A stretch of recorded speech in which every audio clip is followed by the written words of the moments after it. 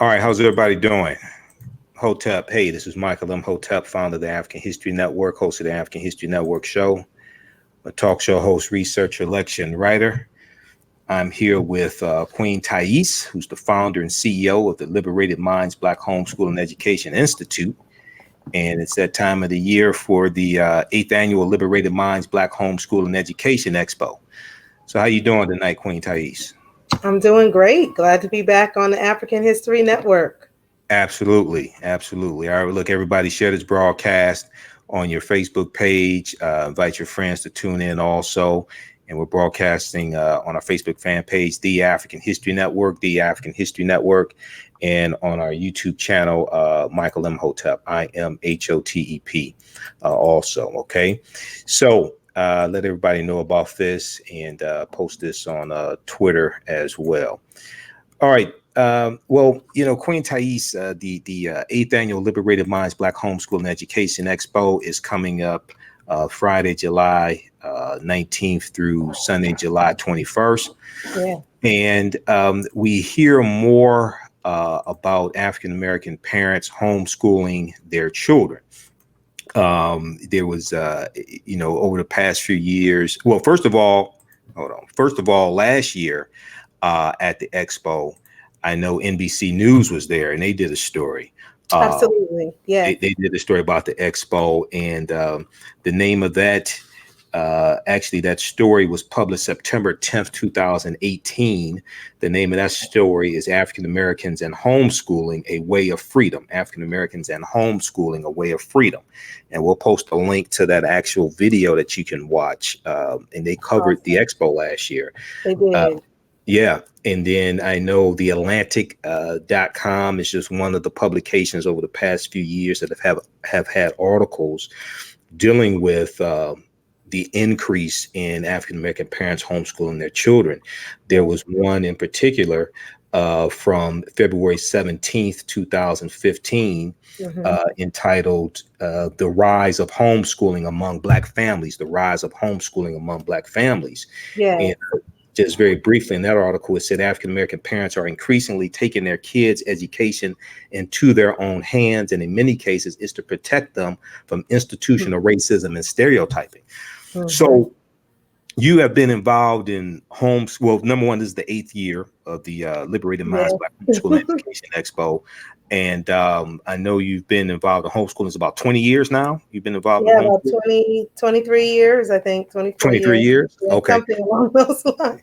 So first of all, explain to people, how did you get involved in homeschooling? Then we're going to get into the main topic tonight, everybody, is the 5 most important things to know when educating Black children. But just a little background information on Queen Taese. How did you get involved in homeschooling in the first place?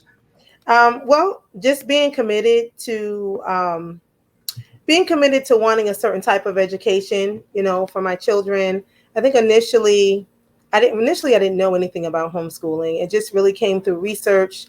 A lot of times when we want what we want, we have to do the research and find what's out there and what the options are, and sometimes create, different options for ourselves. Right. And so at the time, my son had just finished with a year at Cush Campus Schools out in Brooklyn. We were living in New York City at the time. And that we couldn't do the commute anymore at that point. And so I was looking for some other options because my daughter was right on his heels. And so the first year he went on a scholarship. The second year would have been 2 of them, which would have been twice the price, close to about $1,400 a month for the 2 of them. And I felt that was just astronomical at the time. Wow. Yeah. And so, yeah. That's like a mortgage. I remained, steadfast and committed. And I began to research and see what other options were out there. And at first I was along the lines of, looking for scholarships and looking for, programs that were income-based and all those different things. And I really wasn't able to come across anything, but I did come across homeschooling.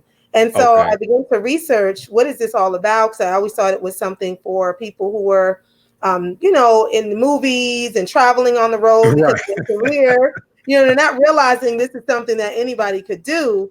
And so even through my research, I really just saw a lot of white Christian women groups. I didn't see anything that looked like myself. So I was kind of, like, wow, well, what are the requirements for this? So I began to research further and realized that that was an option. And so even though I had no idea of what that would look like, I decided to just take the leap. And I said, hey, these are our babies, and we can do what we need to do to educate them. I always have been, education has always been my thing. I've been working with children of all ages for as long as I can remember, even when I was a child myself. So, I felt it was a great and purposeful task and mission to take on, and just began to do the research. So the first couple of years, it was just trial and error. I really didn't have any other groups to connect with. Everything was really just doing the research myself and making sure that there was a tight curriculum for the children and an opportunity for them to participate in different socializing activities and things like that that were positive environments. And it wasn't until the third year I began homeschooling that I did come across a group, an African-centered group in New York. And that really was a game changer, for us. It was called the Homeschool Hut in the Bronx, New York. And really showed me the value of the collective works, the family coming together and different families operating together, one person teaching this, another person teaching that, doing field trips together, and just, really made things a whole lot more enriching. So that's kind of how I got started. Right. And it's easier when you have other people coming together, similarly minded people. Everybody doesn't have to agree on everything, but similarly minded people, it makes it easier. You can all share the workload also. Okay. Absolutely. So that's important. Now, you are the founder and CEO of the Liberated Minds Black Homeschooling Education Institute. Yes. And that is the entity that puts on the Expo each year. Is that Yes, we do a whole lot. We have a homeschool, Roots to Fruits. It's Roots to Fruits Homeschool Culture Collective. We're here in Atlanta, Georgia, based here. Okay. We started in New York City, and then we moved here. We're there 10 years, been here about another 13 years here in Atlanta. But also there's a lot of different programs that we have under Liberated Minds. We do a lot of different events. We do the Children of the Sun Fun Fest, the Watoto Kwanzaa Jamboree. We do a lot of workshops, webinars, trainings. So everything dealing with the enrichment and the empowerment of the African family, and really focusing on taking control of our children's education. So everything is centered around that. Okay. And the Expo is one of the things that you all do each year, but not the only thing. It's probably, is it like the most challenging thing to organize? No. It's actually one of my favorites. It is a lot to put together. You see, I look half asleep right now. We've been working. A lot of work. Because it's coming up. I know. At the same time, it is one of the most rewarding, because I feel like, not even just through my eyes, but just through the opinion of those who come, it changes lives, in terms of, parents getting the information that they need, getting the resources they need, getting the training, and meeting people, the relationships that are built and the things that come from those relationships. I mean, many of schools have been started, homeschool collectives, children being able to go on and do a multitude of things based on the resources that are provided. So yeah, definitely one of my favorites. Right. Well, I've seen it evolve. This would be my 7th year attending the Expo. Yes. I missed the first year, but this would be my 7th year attending. Absolutely. And you have like 40 workshop presenters. I'm speaking on Sunday also. You have exhibitors. It's amazing. It's amazing. And so people come from all over, and I always look forward. So many people return year after year, and then we always have new families that come in as well, from all over the world. So this year we have a group coming in from Kenya, and we have a group coming in from the UK, and just the importance of our connection, because we are our greatest resource. And when we get together and we talk about what we do, because a lot of times there's people in the community that we know, but we never really take the time to talk to see where our commonalities are. And when we do, a lot of times there's so many opportunities that open up, in whether it's working together, whether it's just information that's being shared. But that's really what a strength is. So that's a huge part of the Expo, in addition to all of the vendors and the Black books and curriculum materials and everything that everyone can receive. Absolutely. Well, people visit the website liberatedmindsexpo.com, liberatedmindsexpo.com for more information about the expo. Also, to get in contact with Queen Taese, the Liberated Minds Black Homeschooling Education Institute.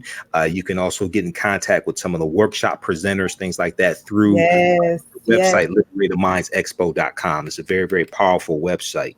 So, there was another article that I saw from the Atlantic. This is from May 17th, 2018, Mhm. entitled, let's go to, The Radical Self-Reliance of Black Homeschooling. The Radical Yes, Self-Reliance of yes. Black Homeschooling.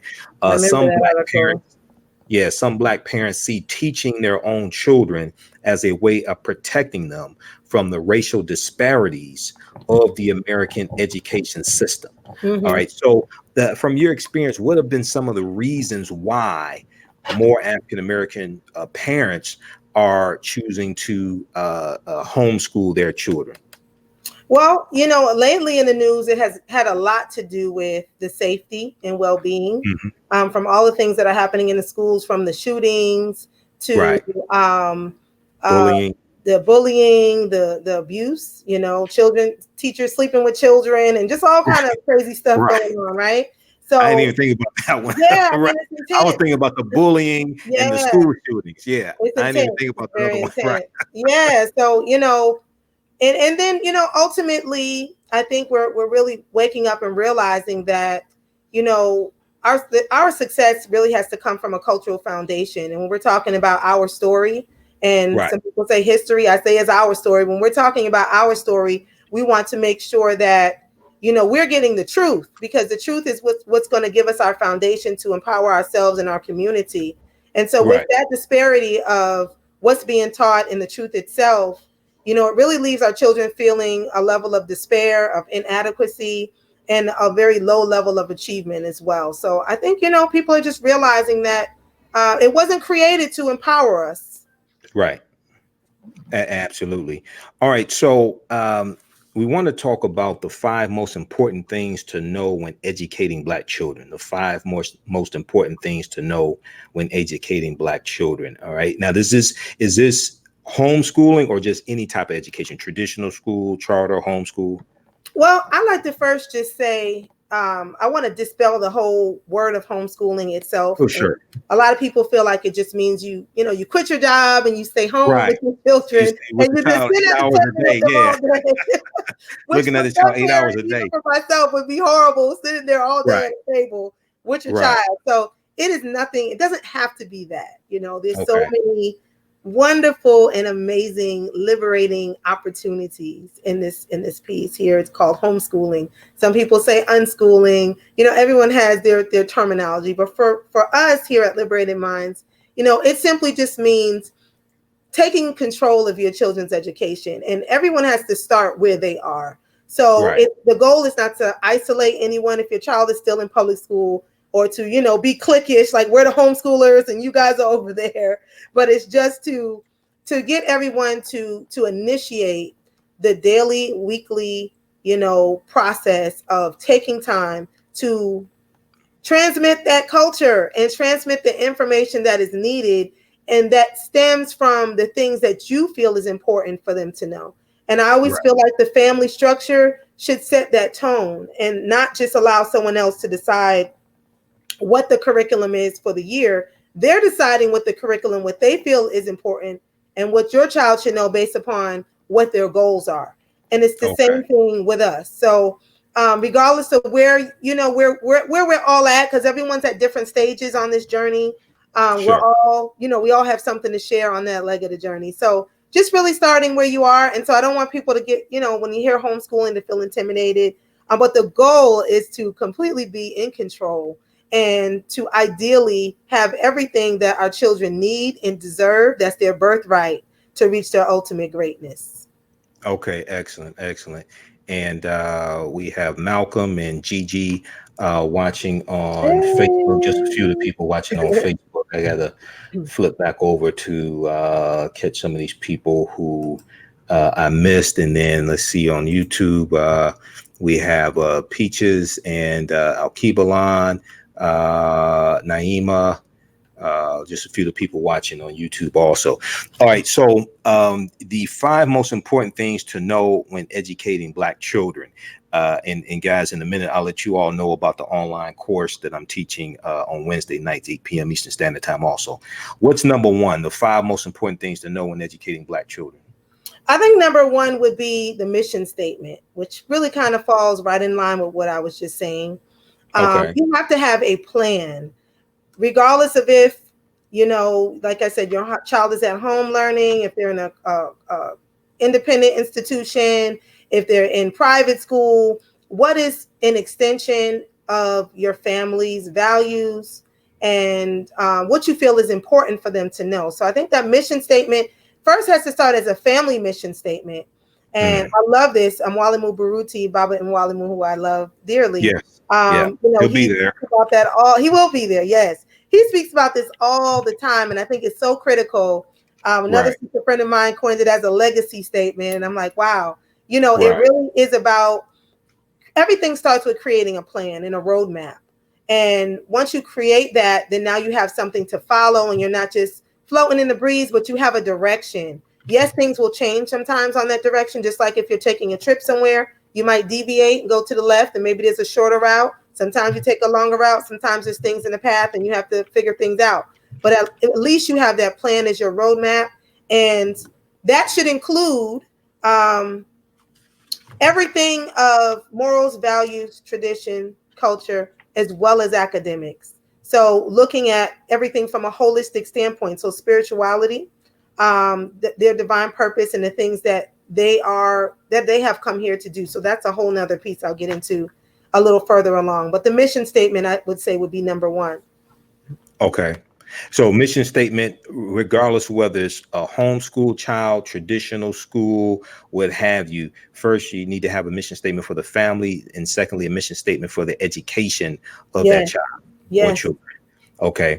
So what is number 2 of the 5 most important things to know when educating Black children? I think number 2 would be having high expectations. Yes. A lot of times the expectations that we have are given to us by others. And it could be others in the public school system that have told us for so long our children can only learn this by a certain age, or they can only learn these are the only subjects that are important. I think for us to define for ourselves, what that looks like, and to know that our children can do way above and beyond what they're asked of with the discipline and the knowledge and the structure, with some level of self-directed education is also, meaning that you take into account their divine purpose and some of the things that they want to know. And so expectation has the ability to really soar, and they can meet those expectations with assistance. And I think it's key to say with assistance, because a lot of times parents have high expectations, but they're not giving their children the tools to meet those expectations. So they might say, well, you better, if they're in school, you better get that A, right? But they're not giving them the tools if they need a tutor, if they need some guidance, if they need some extra studying, if they need to learn how to study better. Or they may just say, I'm expecting you to, achieve this particular goal. So I think it's important that we set high expectations, because a lot of times what I'm finding, I gave a great example the other day, is that one of the things I remember, this was a pivotal moment for me with my expectations, because I felt like as a parent, I have high expectations for my children. And I had a sister friend of mine come over, and she had a 3 or 4 month old baby. And we were talking, and she says, hold on, the baby has to go to the bathroom. And I said, what do you mean? She said, the baby has to go to the bathroom. I got to take him to the bathroom. And so she took the baby to the bathroom, and the baby went on the toilet. And I was like, what in the world? Like, he went to the bathroom. And so I'm just like tripping out. I'm just like amazed, right? And so I says, well, how did that, come about? And she says, oh, well, I started studying this whole thing, and it's called elimination communication. And I'm just saying to myself that it has to be something indigenous. So I go and I start looking it up, right? Because everything I've never heard of it before. Renamed and given back to us, right? Just like holistic health and wellness. It's just our way of living in balance in nature for all these years. So anyway, I began to research it, and then I realized that I read a powerful article about African women, and I forget what tribe it was at the time, what culture I should say. And they were just talking about how the babies never wore diapers, and how they, from birth, they had a way of communicating, the baby had a way of communicating, and we as parents had a way of tapping into that level of communication, noticing the different nuances when they had to go to the bathroom. And they literally would just put them on their legs and let them go to the bathroom between their legs onto the ground. I can't really demonstrate because I'm sitting here, but Okay. it was just amazing. And then I realized, I started thinking, have I ever seen a diaper on an African woman, you know, when they wrap the babies around them? And I said, I don't think I've ever seen that, you know? So it showed me that that is our expectation that was given to us. You wait till your baby's 2 or 1.5 or 2.5, whatever the theory is, right? And then you start potty training them. And then these are all the things you do. You buy all the little toys so they can pee straight, so they can be excited, so they everything that goes in the toilet, or just things that make it exciting. And it's like, no, we don't have to do all this. Like, it's just the expectation, is the level of communication. And that if our expectations are high, that they can meet these goals. And to me, that was a perfect example, you know, and it was just powerful, powerful. Okay. So, and that deals with number 2 is high expectations for children and giving them support. And I know I did best in school when I had a strict teacher who had high expectations. 3rd grade, Miss Barnes. Right. I mean, I got all A's and B's. And I mean, you know, I guess part of it was my mother knew the teacher, because my mother taught in Detroit public schools also, you know, for decades. So, you know, I couldn't mess up. You could hear it right. but I was the expectation. And but she was a very strict teacher. She was an older teacher, so she wasn't trying to be your friend or anything like that. She was an older teacher. Yeah, absolutely. After she didn't play games, you could get spanked with the ruler on your hand. You know, I mean, this is back in the 70s, you know, late 70s. So yeah. All right. So what's flashback? Say it again. I said you're having some flashbacks. Yeah. So now what's number 3? What's number 3? I really put high up on the totem pole, which is character development. I think that is, before any level of academics, character development is high on the list. I would say number 3 because we need morals, we need values, right? We need good character. We need Iwa. We call it Iwa, you know, and what that is which language? Which language? Iwa deals with tree. And it's tree language. Baba Walimu Baruti also has a book called Iwa, and it deals with developing character development, you know, developing character in our children. And I think this is key because a lot of times we focus solely on the academics, and we don't really put as much emphasis on how being truthful, being honest, being upstanding, work ethic, you know, putting work ethic. A lot of times, a lot of people say, oh, well, they're little, just don't expect that. It's back to the expectations too, kind of crisscrossing. Don't expect that of them because they're too little, you know, or they're too small. And I'm always an advocate of saying that, you know, character development should be right at the beginning. And even indigenously over the years with our culture, you know, Black people have always expected a high level of character. And even in our culture, we weren't even allowed to learn any level of academics before we can prove our self-worth to our family, before we could show that we had a high level of respect for our elders, for learning itself, before we were able to be given that in an academic, you know, stance. So I think character development would be number 3. And that also infuses with morals and values, and then family traditions, you know, amongst that, because all that goes hand in hand. Okay, so character development, we need morals, traditions. Yeah, and traditions, I want to say with traditions, you know, traditions is huge because there are a lot of cultural traditions that we have in a universal way, right? And then in addition to that, we can create our own traditions. And I think that's equally as empowering and powerful for our families. I know with my family, my mother transitioned some years ago, 2001, and we created a whole holiday, you know, around her birthday. So it's a day that we celebrate. You know, it would be the equivalent of someone else's Thanksgiving. We have a huge feast. We have family over, you know, and we celebrate her what she was about, and we just keep her legacy alive. So traditions are not just traditions that other people give you. It's traditions that you also create And all that is just something that's important to your family legacy, and something that you want to instill within the culture. Okay, excellent, excellent. All right. Well, Bruce on Facebook said he wished he got homeschooling, and he said he likes my shirt as well. I always get Yes. one pioclothing.com. They need to hire me as a spokesperson. And then also, okay, so Kim Robinson is watching on Facebook as well. We have a lot of people watching on Facebook. Let's see, Naima. So we have Roy on YouTube. He said, I love the broadcast, Black family. We've got Naima. She said, especially when the schools are quick to label him or her, punish him because of the same disability is frustrating. Okay, I think she's talking about her son. Yeah. Okay, and we have Yolanda as well watching on YouTube. Very quickly, African American business owners, post the name of your business here on the thread of the broadcast. Email us at customer service at africanhistorynetwork.com. Customer service at africanhistorynetwork.com. Customer service at africanhistorynetwork.com. We'll let you know how you can advertise with the African History Network on our podcast, on our broadcast, things like that. Current promotion, get 2 months for the price is one. Also, Wednesdays, 8 p.m. Eastern Standard Time, I teach an online course, Ancient Kemet, the Moors, and the Maafa, Understanding the Transatlantic Slave Trade, what they didn't teach you in school. Ancient Kemet, the Moors, and the Maafa, Understanding the Transatlantic Slave Trade, what they didn't teach you in school. This is a 8-week, 16-hour online course. So you can register for it at our website, africanhistorynetwork.com. We deal with thousands of years of history, and we'll post a link here for you to register also. And we do this class live, but all the sessions are recorded. So as soon as you register, you can watch classes 1 through 4, and there's about 36 hours of bonus content also.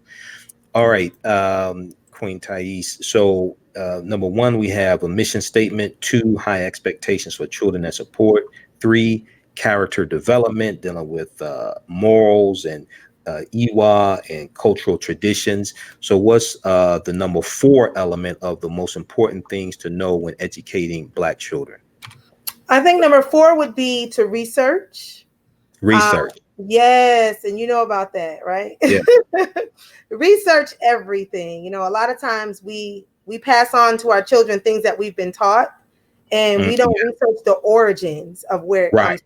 Oh, that's so key. Like Willie Lynch. I'm like, wait a second. I said, Willie Lynch never historically existed. Man, come on. Man, it's deep, because I feel like, as parents, we want the best for our children. Right. We want to see them thrive. We want to see them happy. We want to see them, exuding Black excellence all along the way, right? But with that being said, a lot of times we do a disservice when we don't research the information that we're passing on to them. So I say, at the same time, as we are teaching them, we also have to be educating ourselves. I call it the detoxification of our own indoctrination, right? Everything that we've been taught that we're trying to pass on, and a lot of that is not true. And so just homeschooling ourselves, as parents, we talk about homeschooling for our children. This has to be a interactive, reciprocal thing that we do with our children. The parents learn. The parents get an education when they're studying to teach the child. Absolutely. Detoxification of our own indoctrination. I'm sorry, go ahead. That's the greatest part. That has been the greatest part for me. One of the greatest. There's been a lot of great things. But one of the greatest things is everything I've had the opportunity to learn, to relearn, to unlearn, and to be able to learn it with my children. Right. And, it instills a love of joy, around learning, the learning process. It doesn't have to be strenuous and painful where you're yelling at your child. And a lot of people have a little patience and not a lot. However, a lot of that, intolerance that you may have with all of the things that are going on in our lives every day.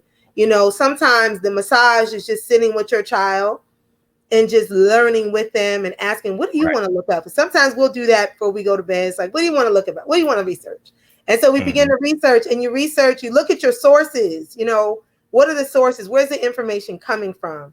And then we begin our children need to learn to ask questions. So don't discourage them from asking questions. Encourage that, right? Right. That's And something Dr. so, Frances Cress Wilson used to say. right, Because she said, you know, the child that asks mommy why, and you get tired and tell them don't. And she said, don't do that, because that shuts down their ability to it think and to does. question It does. and to learn.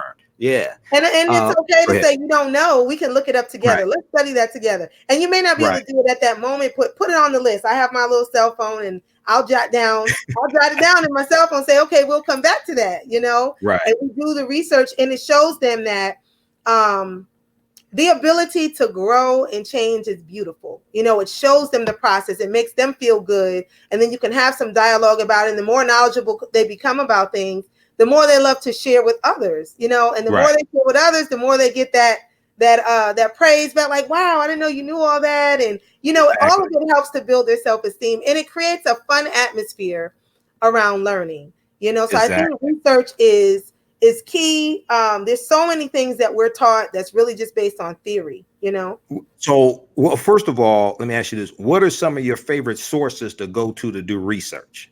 Give us 2 or 3 of your favorite sources. Like I spoke earlier, I love Mwalimu Baruti. I think he has great information.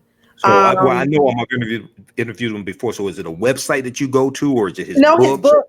Yeah, he's written several books, and he's one of the most thorough people I know when it comes to research and compiling information. So I love his works. Who else? I love Sheikh Anta Diop. I love his work. I love D-I-O-P. D-I-O-P. Some people say Jope. D-I-O-P. Jope. Yeah, Jope. Chico Kua has some great stuff for children and adults, but for young people as well. And he has a lot of workbooks and things like that I utilize, and will cross-reference and research. Nkala Environmental, Nkala Education, they have a lot of great information. How do you spell that? Nkala. Nkala, Nkala Education. Also, and these are things with a cultural base. Of course, Dr. Samori Kamara, he has some great information. He'll be there at the conference also. He'll be there. And I'm referencing just the, not just the information and the research, but also resources that our families can utilize to piece together some of the other things that they're researching. We also have Fawahodi Shua, which is an online cultural school where children can take classes through there, and just some really dynamic things. What's the website? It's FAWOHODIE and then SUA.com. It's either Fawahodi Shua classes.com, or if you put it in, it'll come up once you put it in. But I mean, there's a host of books. I mean, Dr. Frances Cress Wilson, of course. Dr. Amos Wilson is my favorite. That's like my ultimate favorement. You know, for Black Power and developmental psychology of the Black child. Yes, that's a must read. Like, you know, anything dealing with his books around the development of the Black child. Dr. Amos Wilson he's the one who really started my intense journey. And, you know, when I read Awakening the Genius, you know, in our Black children, that book did so much. And then developmental psychology of the Black child opened it up even more. So a lot of his books, for those that are just starting out, I highly recommend. And they're simple reads. They're not long. You know, a lot of times people don't want to read like the Blueprint for Black Power. That's a whole nother, that one is thick. About 800 pages, I think, something like that. Right. Urugu by Dr. Maureen Bond. Like Urugu. That's another great resource also. So yes, you know, there's a host of resources out here. And I think that more and more, the more we see the importance, the more we'll see more things popping up for our children and for our families to really overstand our power. You know, this year is really about the activation of our power and abundance, and all this amazing knowledge and information that we have now, and knowing that, you know, the greatness of our ancestry and our lineage and our culture, and then coupling that with, you know, the first to do this and the first to do that. And I think all that is relevant. But I think what's most important is that we take that information and we find ways to activate that. So, you know, holistically learning, as we research, we should be researching also our ways that we've used over the years to educate our children. How has that looked? Don't just look at what's happening now or the last 50 years, but go even further back and see what was the educational structure. We did the yoga, we did the meditation. This stuff is not new. It's being introduced to us, and we're buying it in the packages that it's coming in. But this is really our culture, and this is our tradition. Essential oils and all the things that we can utilize for our environment to enhance the experience of our children. So, that's something Professor Kaba Kamene talks about, the traditional educational systems that African people had for their children. I love Kaba, yes. Yeah, that's one of my teachers, Professor Kaba Wafa Kamene, formerly known as Booker T. Coleman. So a lot of people see him in the Hidden Colors documentaries, and he and I were in the Elementary Genocide Part 3 documentary from director Raheem Shabazz, and also the Black Friday documentary series from director Rick Mathis. Okay, so for Hodie, SUA.com, SUA, FAWOHODIE. FAWO, okay, HO. Yeah, I'm spelling it. Yeah, I've got it here. FAWOHODIESUA.com. I pulled up the website. Okay. So yeah, so that's that one right there. And then also one for you to check out also is blackpast.org. Blackpast.org.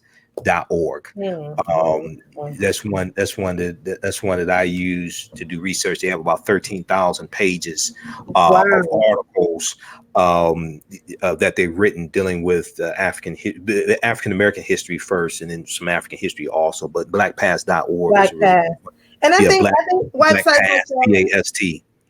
websites like that are awesome because it gives us a framework through our own worldview. And my thing is, whatever we teach our children, it doesn't matter the subject matter. We have to teach them through our own worldview, our perspective, because that's what's relevant to our community, and that's what's going to give our children a sense of solving the problems in our community as well. Absolutely.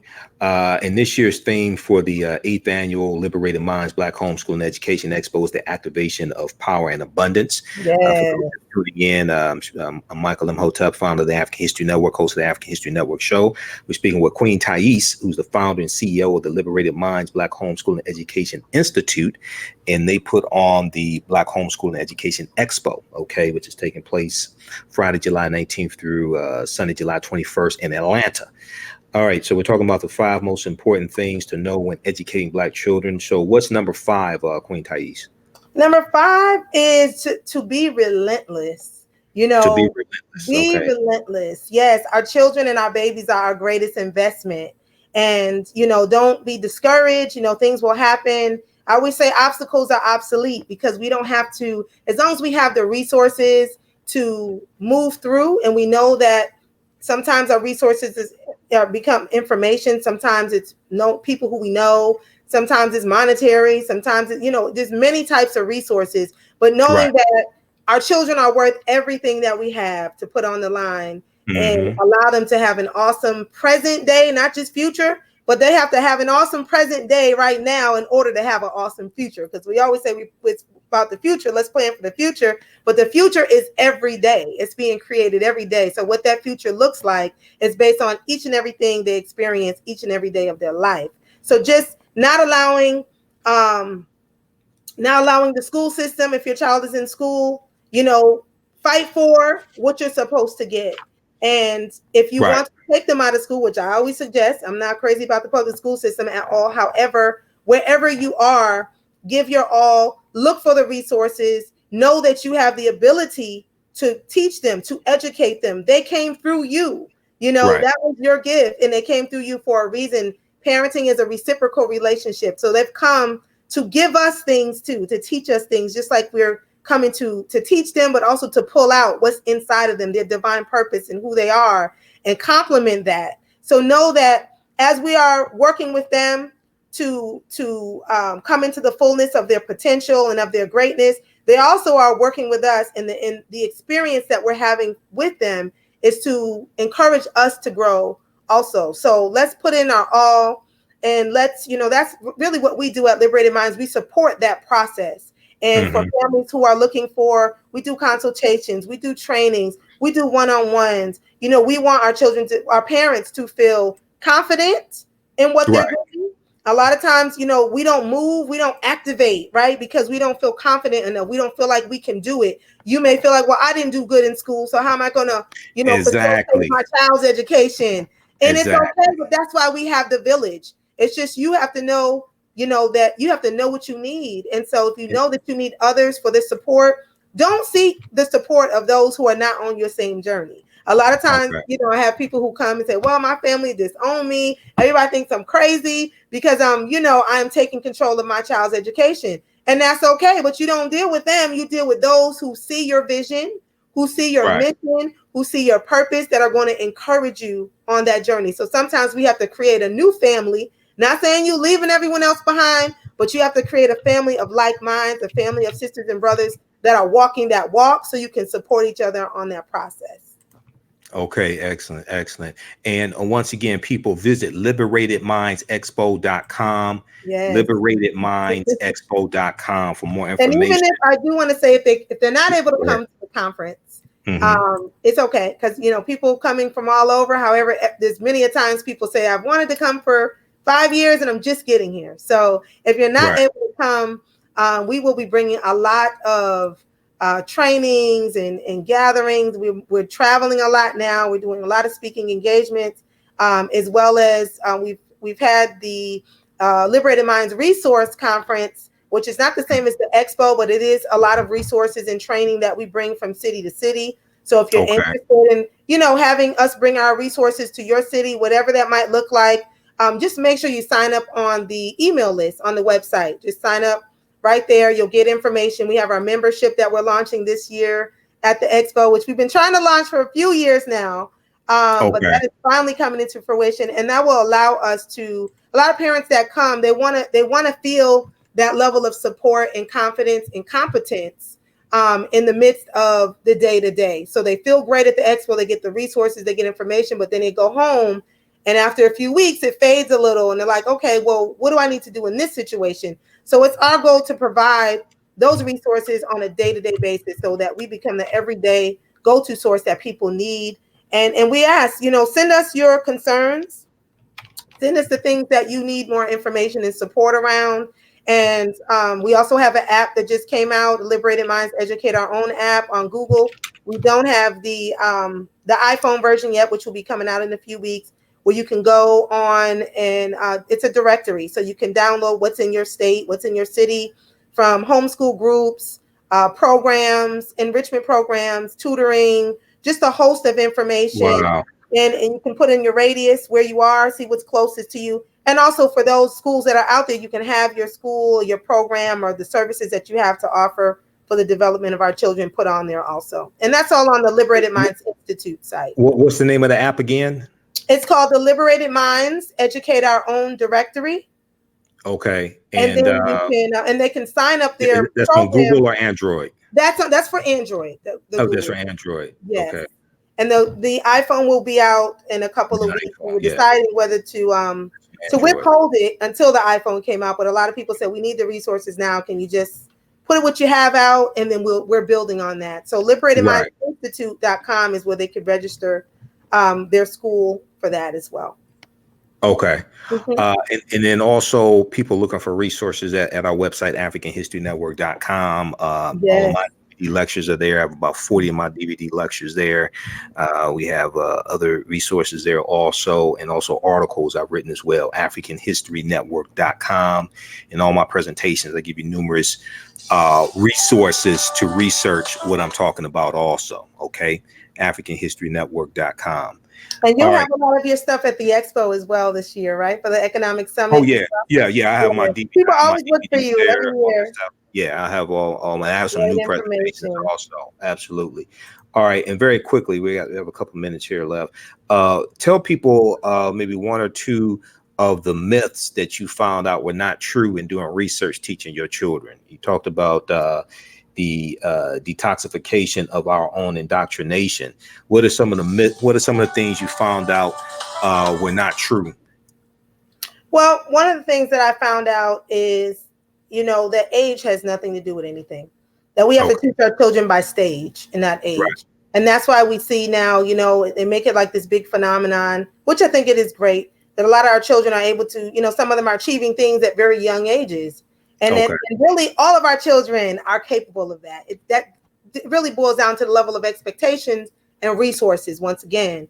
And so that was big for me. I noticed that, with the time and energy and love that I put into homeschooling and educating my own and other beautiful children that are in the homeschool with us, they were able to achieve, and they are able to achieve every day, amazing, blacknificent things, and other people come to the school and they're just in awe at what they're able to do. And really it just comes from, a lot of parents will come initially and say, well, my child is behind or my child is ahead. And I say, your child is just where they are. And so the goal is to take them from where they are and to move them forward every day, to give them a love of learning. Don't stigmatize them by saying they're behind, because it gives them a complex that they're not as smart. And don't tell them that they're ahead, because what are they ahead of? We should be using ourselves as our own measuring stick. So, if a child is doing well, then, what are the things we can do to keep having them, do well on that journey and that path, and giving them, the sky's the limit and beyond, infinite possibilities. So that was huge for me, the age versus the stage versus the age. Okay. All right, everybody. Well, look, hey, we'll see you all in Atlanta, Friday, July 19th through Sunday, July 21st. We know Saturday and Sundays at the Georgia Piedmont Technical College Conference Center, located at 495 North Indian Creek Drive, Atlanta. It's the Clarkston campus. And then visit the website. Doors open at 9 a.m. On Saturday. Sunday, doors open at 10 a.m. We know Fridays, the meet and greet. Visit the website, liberatedmindsexpo.com for more information, all the details, liberatedmindsexpo.com.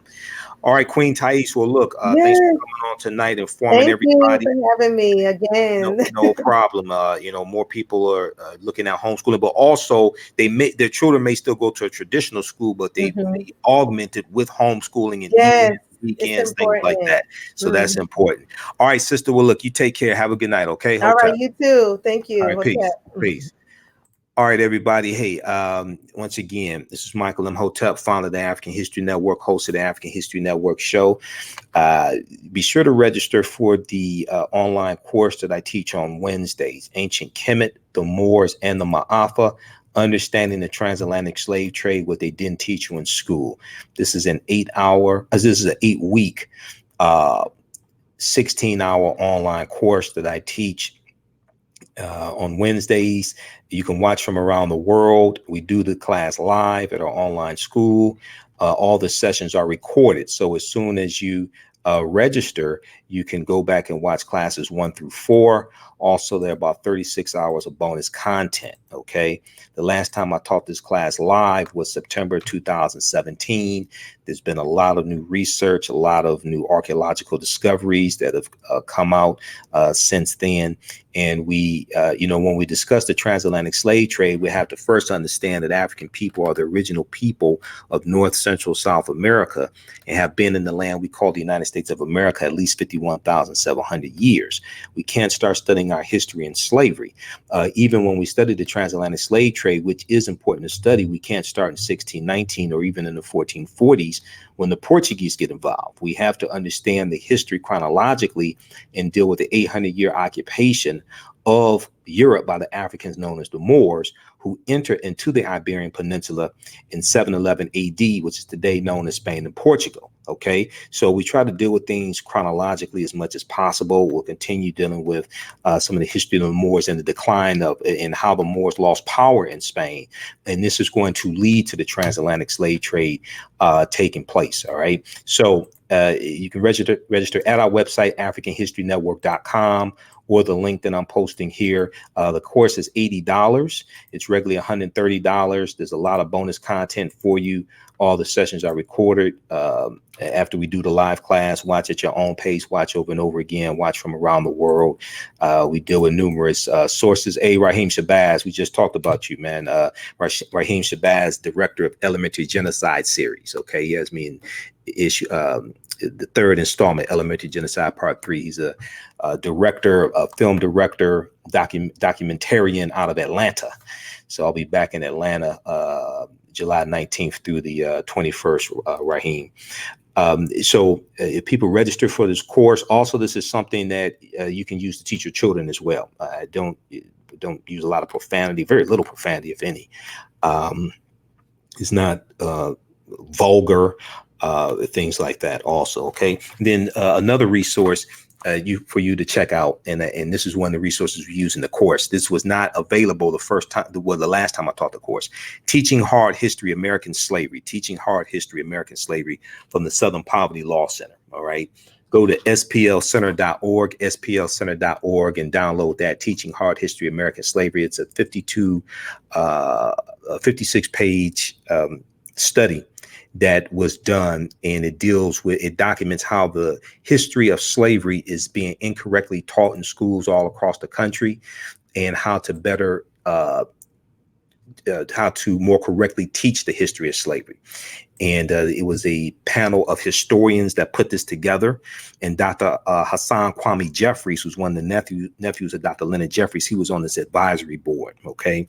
And in the when you download the study, he has a write-up in there as well that he talks about the need for this study. Okay. Teaching Hard History American Slavery from the Southern Poverty Law Center. This is a good resource to use to teach your children. It's not perfect. There's other information you can augment to teach it, but I mean, it's a really good resource. And this is something that we could get into the schools as well. This is something that we could get into the schools. Every school in this country should teach the history of African Americans. African history needs to be taught in every school in this country. That's not just me saying that. That's something that Dr. Carter G. Woodson said also. All right. Hey, look, I have to get out of here. Register for the course. We'll see you all in Atlanta. Listen to the African History Network show Sundays, 9 p.m. to 11 p.m. Eastern Standard Time. On 9:10 a.m. the Superstation WFDF in Detroit. We broadcast on our Facebook fan page, the African History Network. Follow us there. We upload the videos to our YouTube channel, Michael Imhotep, Imhotep. Okay. And so visit our website, AfricanHistoryNetwork.com, for more information. Also, you can listen to the audio podcast of our shows on our 8 different podcast platforms: Castbox, Acast, FM Player, TuneIn. I think we're still on iTunes. That information is at AfricanHistoryNetwork.com also. All right. Remember, at the African History Network, we focus on educating, empowering, and inspiring people of African descent throughout the diaspora and around the world, because right knowledge corrects wrong behavior. If you like this type of information, you could donate to the African History Network. Also, paypal.me/the AHN show, paypal.me/the AHN show, paypal.me/the AHN show. That helps us to keep doing the research, stay on the air, broadcast our Sunday night show, finance the Sunday night show, etc. Okay, pay the bills, stay on the air, etc. paypal.me/the AHN show, or click on the yellow donate button at our website, AfricanHistoryNetwork.com. All right, remember, right knowledge corrects wrong behavior. It's not over till we win. Wakanda forever. We'll talk to you next time. Peace.